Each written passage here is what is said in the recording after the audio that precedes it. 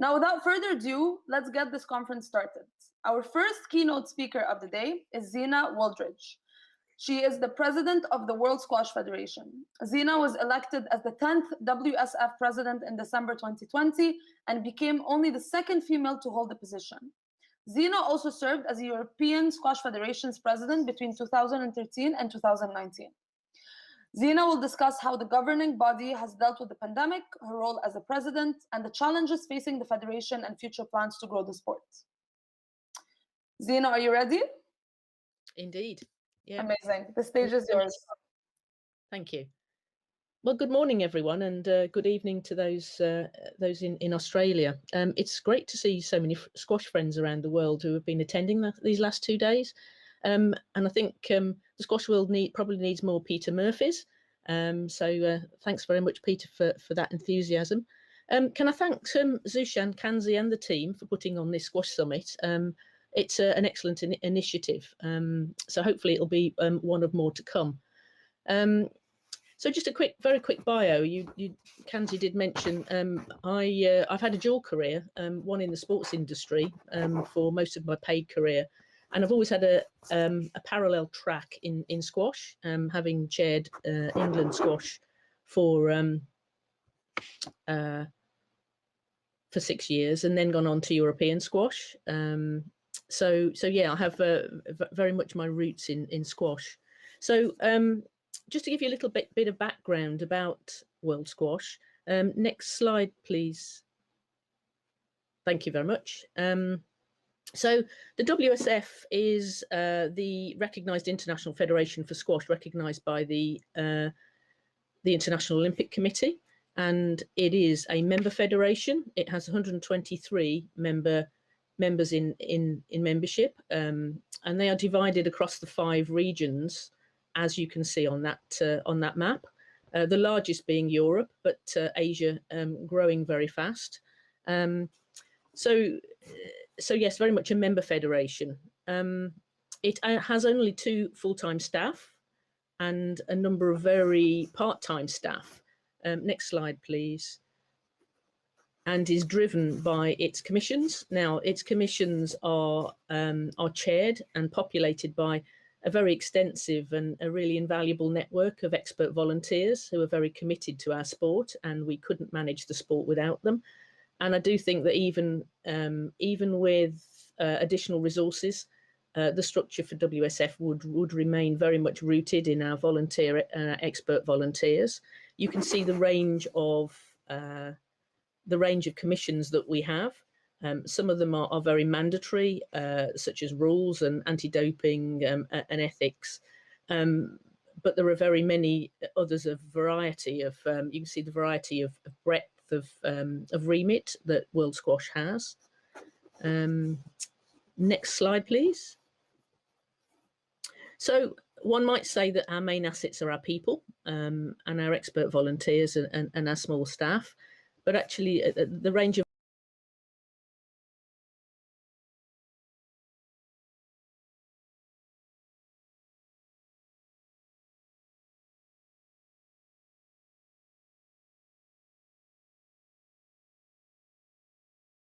we also provide a world coaching infrastructure in terms of coach education and development for those nations that don't have their own coach education infrastructure, and similarly with World Squash officiating, and that is actually in partnership with PSA, a very important partnership there in terms of developing future squash officials, and about to go live.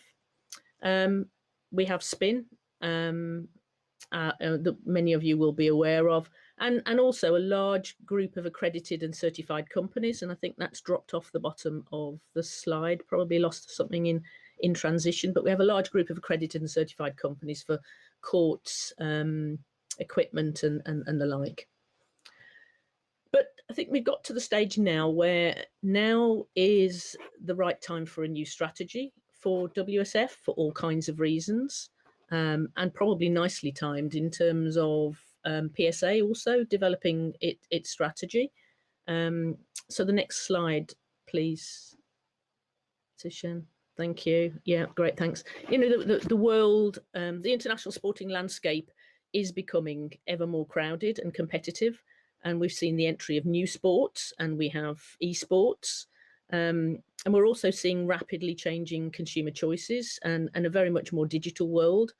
You know, and in addition to that, we have to bounce back from COVID. So it is great timing for us to develop a new strategy.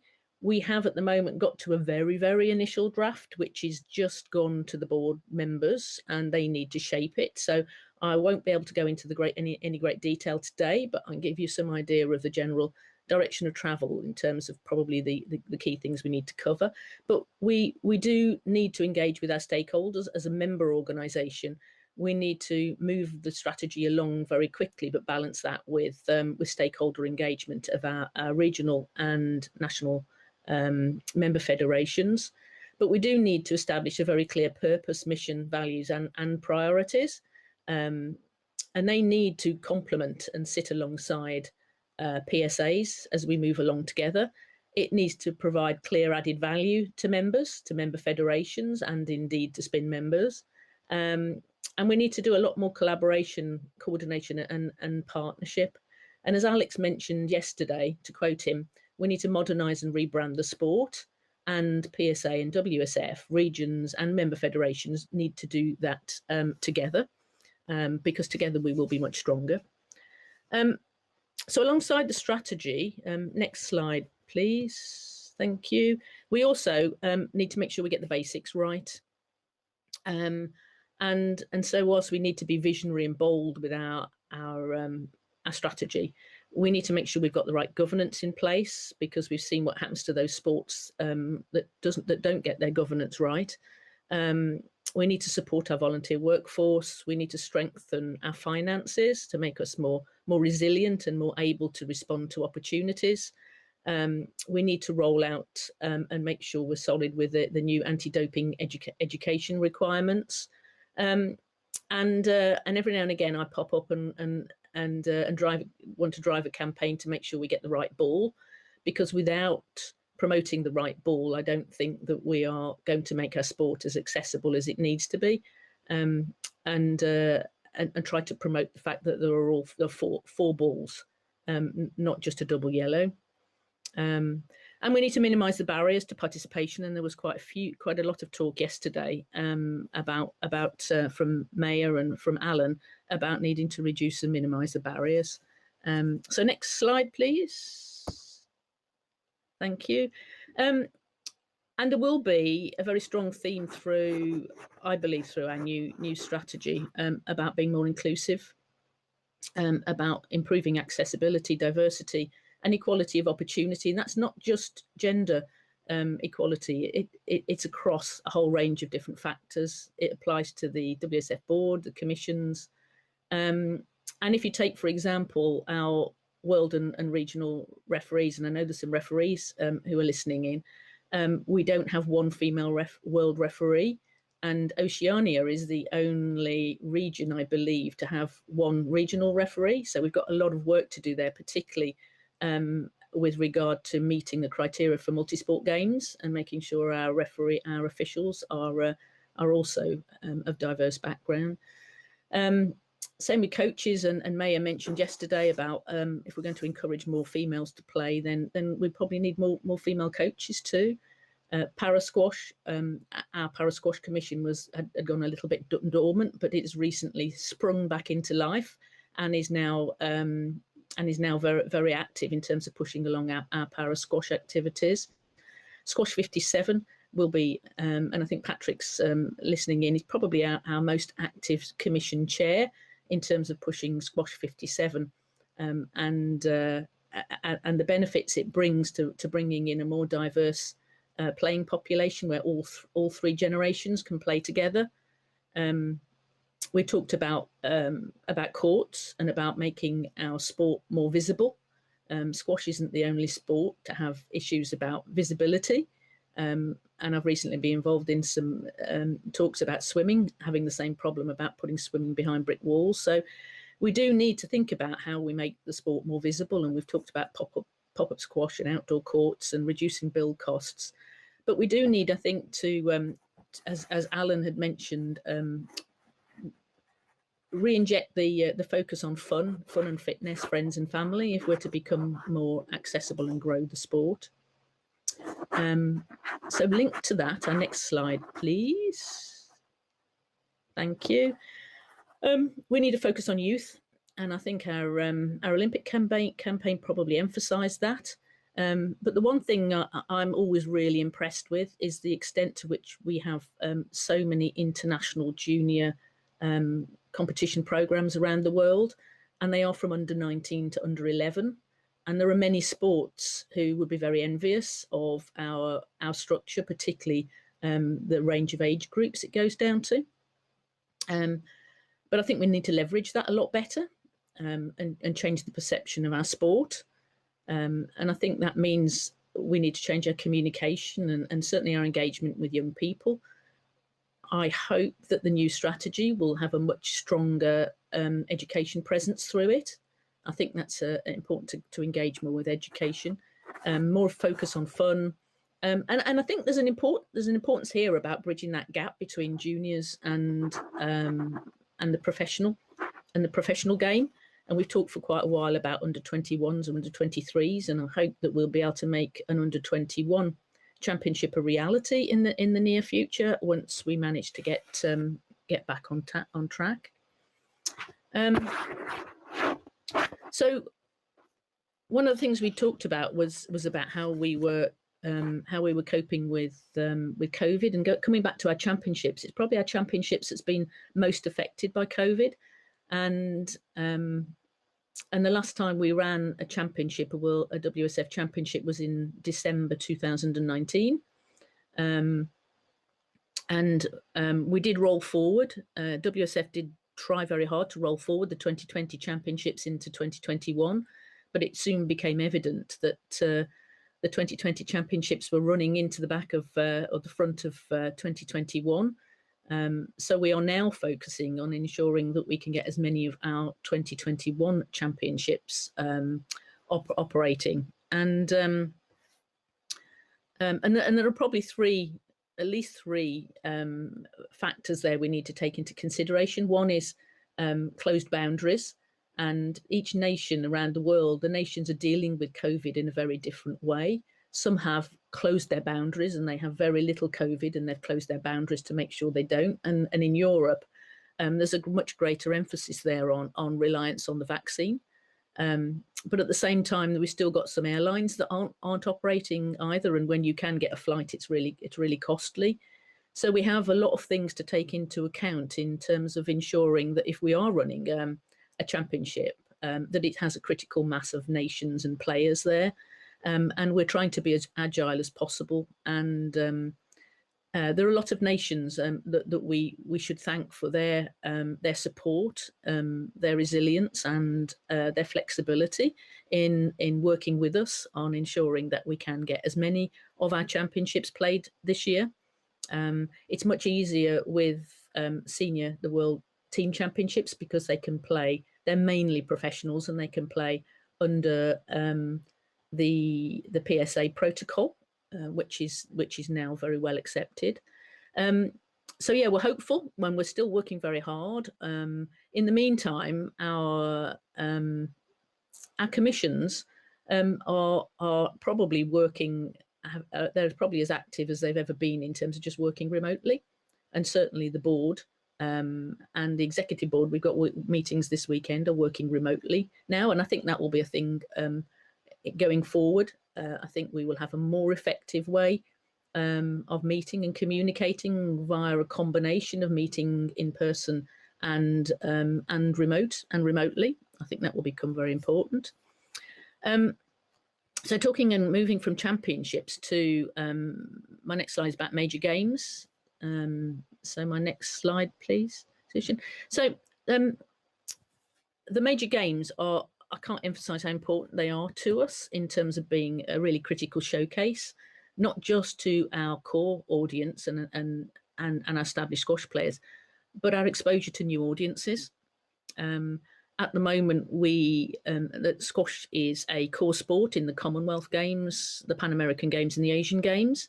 but also in World Games and World Masters Games. And that is really crucial when you consider that the Commonwealth audience is 1/3 of the global population.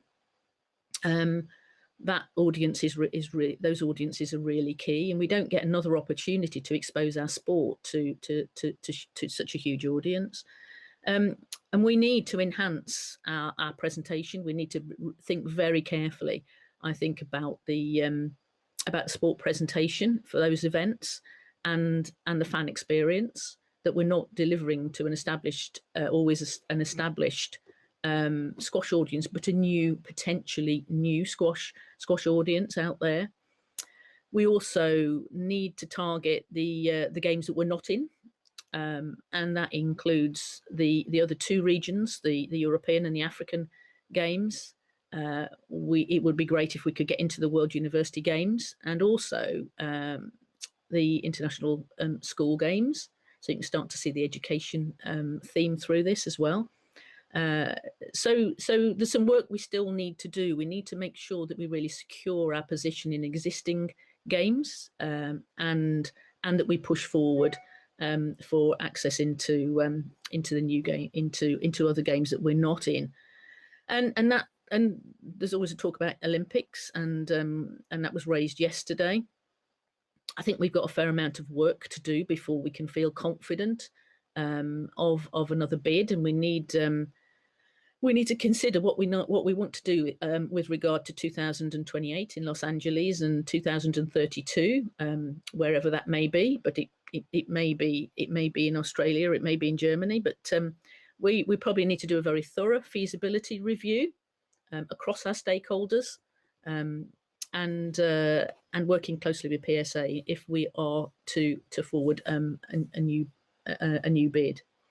So moving on to, I think, my penultimate slide, please. So sharing, and I'm a believer that sharing is. I'm a real advocate of sharing because I think it's a really powerful tool. There's a huge amount of good practice out there. There's a lot of expertise and resources, and I think we need, rather than reinventing the wheel, we need to collaborate and we need to coordinate some of that expertise and resource, and rather than reinventing wheels. And if we take, for example, that we had talk about the dominance of Egypt, and Egypt are as concerned as those of us that are chasing Egypt.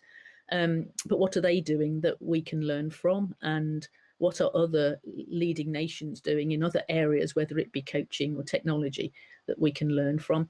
And I do think more squash summits. So well done to Sport Aegis, but I think if we can follow this one up and keep the ball rolling on it, that sharing of good practice, I think, will be really important going forward.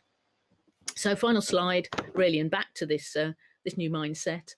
I think there's a huge desire to help out there, and since being elected to as president of WSF,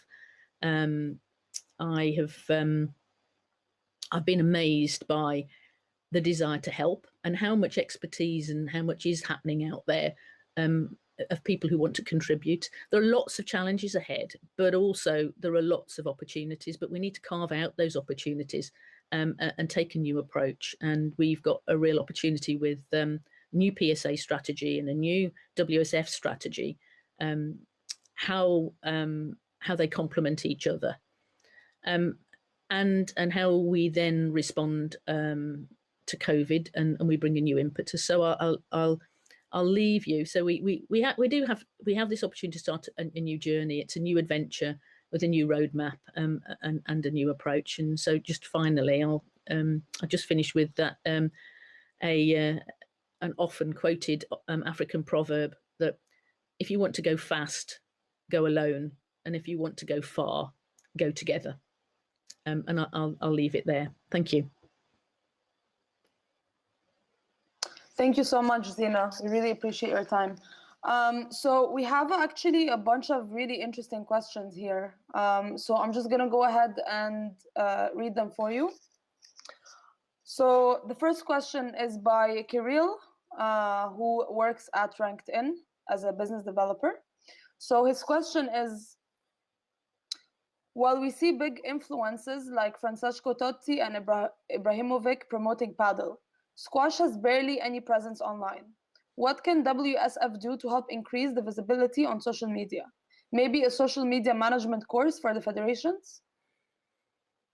I think we need to do a huge amount in the whole of social media, digital, being more data driven. We do need a lot of help there, and I think it is an area where we would admittedly say that we have lagged behind. I think WSF has lagged behind, and it is something that needs to have very much a prominence in the new strategy. We are being helped by we've got some joint social media activity with PSA, and that's helping. But we need to do a lot more. I don't have all the answers today. What I do know, and I would share with the person who raised the question, I would share with them that it's going to be really critical going forward. Thank you. Our next question is by Alicia, who is the former director of US Olympic Committee. And she is asking you, what do you think can turn the tide to be seriously considered to be included into the Olympics? Sorry, what was the first part of the question again? Sorry, so it's what do you think can turn the tide to be seriously considered to be included into the Olympics? Okay. Well, first of all, I think it would be helpful if we could be really clear with the IOC with regard to what they're looking for, and be realistic about a bid going forward. But come back to my question on getting the basics right. I think there are a lot of things that we need to make sure that we confidently got in place before we go for a bid. And I think we need to scrutinise that. I've mentioned one or two of those things, such as making sure that we've got a very solid refereeing structure, for example. You know, there are a lot, but the presence in terms of us being a youth sport and growing the youth participation, but also showcasing what we are doing far more effectively. I do think it comes back down to what Alex was saying yesterday about needing to rebrand the sport, rebrand it. And we're doing some great stuff, but I don't think we're getting the messages out there. So very much about giving a perception, because I think perceptions are as important as reality. And I think we have some perceptions to change, and modernising and rebranding the sport, and doing that, WSF working closely with PSA and with our regions and nations is going to be really important going forward. So it'd be quite interesting to know what our members of NOCs feel as well. I think we need to get the feedback, and the very honest feedback, from a range of angles before we start to pull together a feasibility study for a next Olympics. But US squash is one of our really strong federations, and if the rumours are true that the next one may be in Australia, then we missed the opportunity of getting squash into Sydney, but it could be really a very real opportunity of working with our Australian and Oceania colleagues for 2032. Thank you so much. Another question by Jonathan Smith. He's saying, in the UK over the last 10 years, we have seen multiple squash clubs shutting. Is there a concern that the long-term future for squash growth is under threat if access becomes increasingly limited? Yeah, I mean, it is a worry, and I think COVID hasn't helped, and we really won't know what the response is to COVID until we start to unlock. But certainly in Australia, I think although there isn't any international competition happening, it seems that people have come back with renewed enthusiasm. I think perhaps we might appreciate some of the essentials more when we do come back. But yeah, it is worrying. We've got our mature markets, and I think it's our mature markets of the established squash nations that are having to work harder to keep the sport buoyant. So I think we have a lot of work to do. I think WSF can set some of the parameters. It it can't necessarily control what's happening locally. But I think the profile, if we can raise the profile of the sport a lot more, and it comes back to the questions of social media and where we are, and appearing as positively in social media. There's a lot of things I think we need to put in place, but the profile of the sport and people's perception of the sport is going to be really important going forward, and growing the youth aspect of it.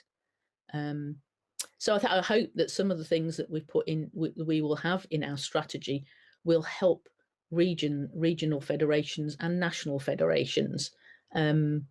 And I think learning from best practice about what is working where, and sharing some of that, and having some platforms, more platforms and town hall sessions and summits where we can share some of that good practice where things are working well, is going to be really important going forward.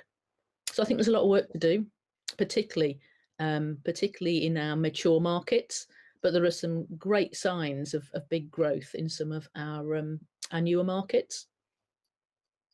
Thank you so much, Zena. I think we have time for one more. So another one from Alex Betts. He's asking, what other world sport federations do you think is a great example to follow? Really good question. I think some of the young sports like triathlon is an interesting one, how that has grown. And I think small and new federations and sports can be quite agile in the way they set themselves up. I think we have an advantage in squash of being relatively small and a close-knit community to have that agility. But you look at sports like Techball, which has grown hugely, but it's got a huge amount of finance behind its promotion. I still would say that I believe that squash fits the modern day lifestyle as well, or if not better than it did in the massive boom of the 70s.